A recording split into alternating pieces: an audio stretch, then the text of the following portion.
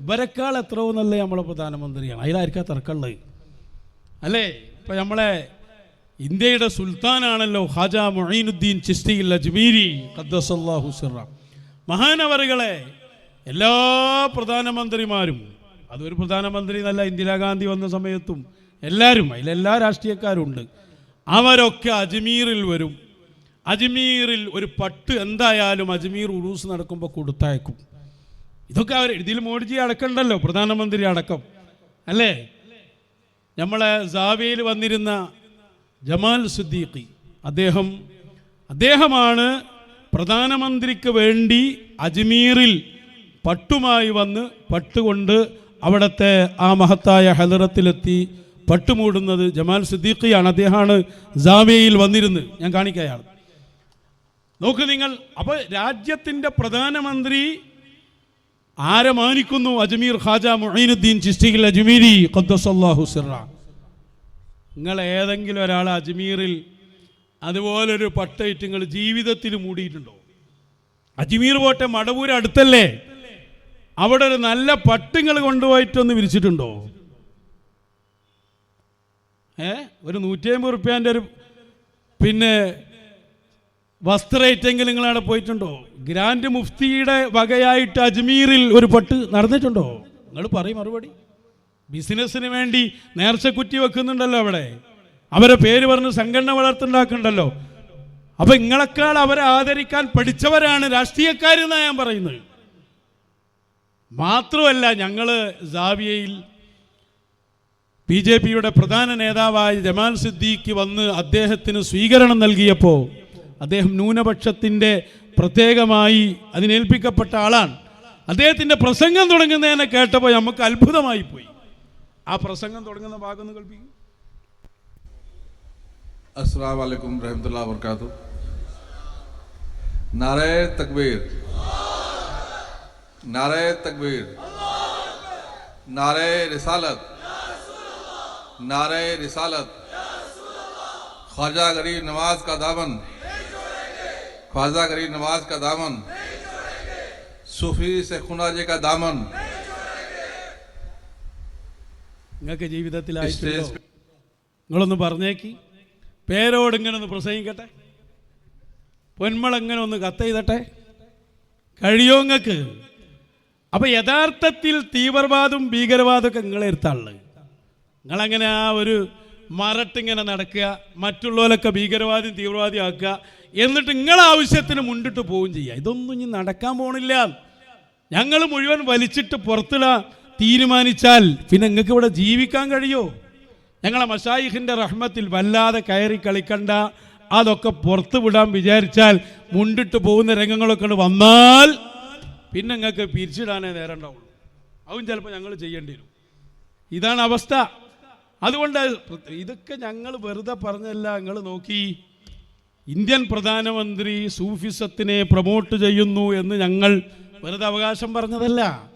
അദ്ദേഹത്തിൻ്റെ പ്രഭാഷണങ്ങളിൽ തന്നെ അത് നിലനിൽക്കുന്നു. നിങ്ങളെയും പ്രധാനമന്ത്രിയെയും ഒന്ന് ഞങ്ങളൊരു തുലാസിലിട്ടൊന്ന് നോക്കിയാൽ നിങ്ങളെക്കാളൊക്കെ 1000 മടങ്ങ് അദ്ദേഹം സൂഫിസത്തിൽ വിശ്വസിക്കുന്ന ആളും അതിനുവേണ്ടി കാര്യങ്ങൾ ചെയ്യുന്ന ആളുമായിരിക്കും.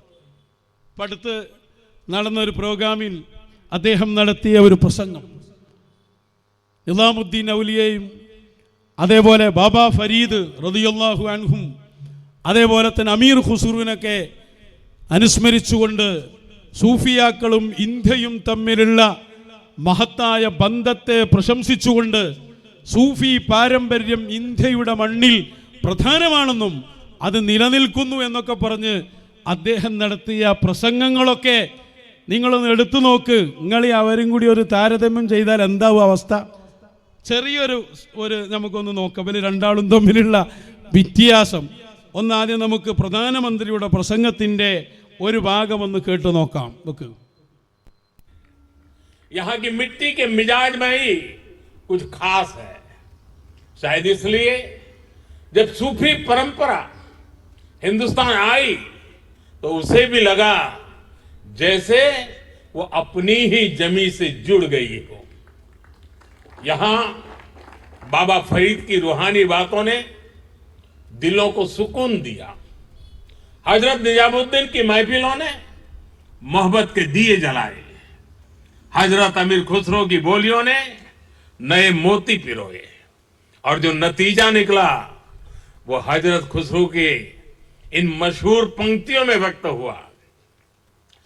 बन के पंछी भय बावरे, बन के पंछी भय बावरे, ऐसी बिन बजाई सांवरे, तार तार की तान निराली, जुम रही सब बन की डारी। भारत में सूफी परंपरा ने अपनी एक अलग पहचान बनाई। सूफी संतों ने खुद को महज मस्जिदों या खानकाहों तक सीमित नहीं रखा। उन्होंने पवित्र कुरान के हर्फ पढ़े तो वेदों के स्वर भी सुने। വളരെ വിശാലമായി അദ്ദേഹം അമീർ ഖുസ്രുവിനെ സംബന്ധിച്ചും ബാബ ഫരീദിനെ സംബന്ധിച്ചും റളിയല്ലാഹു അൻഹും ഡൽഹിയിലെ നിസാമുദ്ദീൻ ഔലിയാഇനെ സംബന്ധിച്ചും സൂഫി പാരമ്പര്യത്തെ സംബന്ധിച്ചും അതേപോലെ തന്നെ അതിൽ എടുത്തു പറഞ്ഞൊരു സംഭവം, ഇന്ത്യ രാജ്യത്തിൻ്റെ മണ്ണ് നേരത്തെ തന്നെ സൂഫിസവുമായി പൊരുത്തപ്പെട്ട് പോകുന്ന സംഭവമാണ്. ആ പരമ്പര നിലനിൽക്കുന്നതിൻ്റെ പ്രാധാന്യം ഇന്ത്യ രാജ്യത്ത് അതൊരു വലിയ സൗഹൃദത്തിന് കാരണമായ സംഭവങ്ങൾ, ഇതൊക്കെ അദ്ദേഹത്തിൻ്റെ മനോഹരമായ ശൈലിയിൽ സൂഫി പാരമ്പര്യത്തെ പ്രകീർത്തിച്ചുകൊണ്ട് അതിവിടെ ഉണ്ട്, സൂഫികളും ഇവിടെ ഉണ്ട് എന്ന് അദ്ദേഹം പറയുമ്പോൾ നോക്ക് നിങ്ങൾ, അദ്ദേഹം രാജ്യത്തിൻ്റെ പ്രധാനമന്ത്രി പദവിയിലിരിക്കുന്ന ഒരാളാണ്. കിട്ടാവുന്നതിൽ വെച്ച് ഏറ്റവും വലിയ സ്ഥാനമാണല്ലോ അദ്ദേഹത്തിന് കിട്ടിയത്. രാജ്യത്തിൻ്റെ പ്രധാനമന്ത്രി പദത്തിലിരിക്കുമ്പോഴും സൂഫിയാക്കളുടെ മധുവും രാജ്യവും സൂഫിയാക്കളുമായുള്ള ബന്ധവും അദ്ദേഹം ഊന്നി പറയുമ്പോൾ എന്താ ഇപ്പം ബലാവസ്ഥ? എവിടെയാണ് ഈ ബിസിനസ്മാനൊക്കെ ഉള്ളത്? ഒരു സ്ഥാനം ഓർക്ക് കിട്ടിയില്ല. ഏതോ സംഘടനൻ്റെ ഒരു ചോട്ടാ നേതാവായപ്പോഴേക്ക് ഓർക്ക് മശായിഖ് വേണ്ട, ഓർക്ക് ആരും വേണ്ട, ഏകാംഗ മശായിഖിൻ്റെ കാലം തന്നെ കഴിഞ്ഞു എന്നാണ്. രണ്ടും തമ്മിൽ നിങ്ങളൊന്ന് തുലനം ചെയ്തു നോക്കി. അത്രയും വലിയ പദവിയിലിരുന്ന് പ്രധാനമന്ത്രി പറഞ്ഞതും ഒരു പദവിയില്ലാതെ ഏതോ ഒരു സംഘടനൻ്റെ ഒരു മൂലയിൽ ഒരു സീറ്റ് കിട്ടിയപ്പോഴേക്ക് മശായിഖ് വേണ്ട, ഇനി ഞങ്ങളാണ് എന്ന് പറയുന്നതും അന്ന് കേൾപ്പിച്ച് എപ്പോഴാ കേൾക്കണ്ടി വെച്ചുകൊടുക്കുക കൂട്ടിച്ചേർത്തു. അതന്നെ. അപ്പോൾ ഇൽമ പഠനമാണ് ഏറ്റവും വലിയ അമല്, ഇൽമ പ്രചരണമാണ്, പിന്നെ സോഷ്യൽ വർക്കാണ്, അങ്ങനെയുള്ള പ്രവർത്തനങ്ങൾ. അപ്പോൾ സമസ്ത കേരള ജമിയത്തുൽ ഉലമ, ആ ഉലമാൻ്റെ കീഴിലായിരിക്കണം കേരളത്തിലെ സുന്നികൾ എന്ന് പറയുന്നത്. അപ്പോൾ അതിന് പുറത്താണ് ഒരാളെങ്കിൽ അവർ ത്വരീഖത്തിൽ നിന്ന് പുറത്താണ്. ത്വരീഖത്ത് എന്ന് പറഞ്ഞാൽ അത് അള്ളാഹുവിലേക്ക് എത്തിച്ചേരാനുള്ള മാർഗം, അതിനൊരു ലീഡർഷിപ്പ് ഉണ്ടാകണം. ആ ലീഡർഷിപ്പ് ഏകാംഗ മശായിഖന്മാരുടെ ഒരു കാലമുണ്ടായിരുന്നു. അത് കഴിഞ്ഞപ്പോൾ പിന്നെ ഖിലാഫത്ത് ഇല്ല, പിന്നെ ഷൂറയാ. അപ്പോൾ ഷൂറയിലൂടെ, ഷൂറ മൊത്തമാണ് നമ്മുടെ ഷെയ്ഖ് എന്ന് പറയുന്നത്, സമസ്തയാണ് ഷെയ്ഖ്. ഏകാംഗ മശായിഖ് പറഞ്ഞാൽ പ്രധാനമന്ത്രി എണ്ണിപ്പറഞ്ഞ സൂഫിയാക്കളും അവരോടൊപ്പം ചേർന്നവരും ഇന്നും നിലനിൽക്കുന്ന സൂഫിയത്തും മശായിഖും, അതിൻ്റെ പരമ്പര എണ്ണിപ്പറഞ്ഞ പ്രധാനമന്ത്രി ഈ ബിസിനസ്മാനേക്കാൾ 1000 മടങ്ങ് അല്ല 10,000 കോടി മടങ്ങ് എത്രയോ ഉഷാറാണ് ഇന്ത്യയുടെ പ്രധാനമന്ത്രി ഇവരെക്കാൾ എന്ന് പറഞ്ഞാൽ അബ്ദുൽ ഹക്കീം അസരി പോലെ പേരോടിനെ പോലെയുള്ള മശായിഖിൻ്റെ എതിർപക്ഷത്തുള്ളവരെക്കാൾ എത്രയോ 10 മടങ്ങ് ഉന്നതരും ഉഷാറുമാണ് പ്രധാനമന്ത്രിയും അദ്ദേഹത്തിൻ്റെ ആശയങ്ങൾ പ്രചരിപ്പിക്കുന്നവരും, ഒരു സംശയവുമില്ല. വേറെ എങ്ങോട്ട് പോയാലും നിങ്ങളുടെ അടുത്തേക്ക് വരാൻ പറ്റില്ല. വേറെ രാഷ്ട്രീയക്കാരും അതുപോലെ പറയുന്നവരുണ്ടാവും, അവരെയും നമുക്ക് സപ്പോർട്ട് ചെയ്യാം. ഇവരുടെ അടുത്തേക്ക് എന്തായാലും പോകാൻ പറ്റില്ല. അതാ നോക്ക് എത്ര വ്യത്യാസമാണ് അതിൻ്റെ സംഭവങ്ങളൊക്കെ.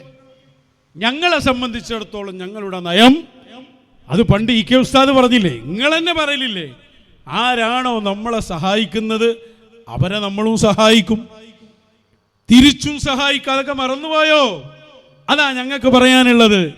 രാജ്യം ഭരിക്കുന്ന പ്രധാനമന്ത്രി, അദ്ദേഹത്തിൻ്റെ പ്രതിനിധിയായ ആളുകൾ അവർ തസവുഫിനെയും സൂഫിസത്തെയും മശായിഖിനെയും പ്രൊമോട്ട് ചെയ്യുകയും അതിൻ്റെ കാര്യങ്ങൾ പഠിപ്പിക്കുകയും മനുഷ്യൻ്റെ സൗഹൃദത്തിൻ്റെ കാര്യങ്ങൾ ഊന്നിപ്പറയുകയും ചെയ്യുമ്പോൾ തീർച്ചയായും ആ അവസ്ഥയിൽ പ്രത്യേകിച്ച് ഇന്ത്യ രാജ്യത്തിൻ്റെ പൗരന്മാരെന്ന നിലക്ക് അതിന് നമ്മളവർക്ക് പിന്തുണ അറിയിക്കുകയും നമ്മൾക്ക് ആവശ്യമായ കാര്യങ്ങൾ അവരോട് ചോദിക്കുകയും ചെയ്യും. അതിൽ നിങ്ങളാരും ഇടപെട്ടിട്ട് കാര്യമില്ല.